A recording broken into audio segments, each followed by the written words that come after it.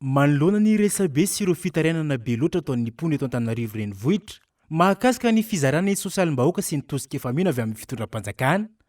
Nampiantso ireo sefo-fokotany manerana ireo boriboritany enina tetsy amin'ny lapan'ny tanàna Analakely ny ben'ny tanàna sy ny gouvernoura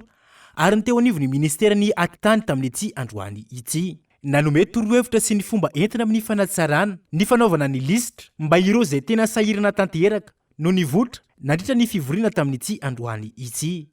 Nampitandrina ny sefo-fokotany manao kolokolo ihany koa ny ben'ny tanàna sy ny gouvernoura. Zahantsika hosoloana aingana ny karne am-pokotany sy hozaraina olona rehetrarehetra satria maro ny olona tsy manana ny karne am-pokotany zao satria tsy nandoa an'ilay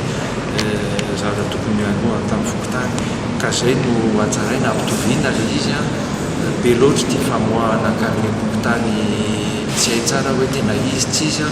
fa misy tetikasa ho atoboka amin'ny aman'olombelona momba ny karne am-pokotany. Ho ampiana ny sefo-fokotany ny misy solitena ny région Analamanga izay anampy ny sefo-fokotany any amin'ny fokotany any amin'ny secteur, misy koa avy aty amin'ny commune, misy avy any amin'ny ministère mba hanatsara ny fanaovana ny lista. Iarany lalàna ireo izay manodikodana ny fanampiana raha ny fanazavana avy ao anivon'ny gouvernoura ny faritra Analamanga ary efa misokotra ihany koa ny fanadihadiana mahakasika ireo fitarainana maro samihafa. Mbola maheno manomboka androany ka mbola misy zavatra mitranga dia iarany lalàna ary mety hikatra mihitsy ary fa fanodikodonana fananam-bahoaka ny zavatra misy. Ny olona tena misitraka dia ireo olona izay tsy nahazo an'ilay tosika efamena le 100,000 ariary. Ino manko misy vagy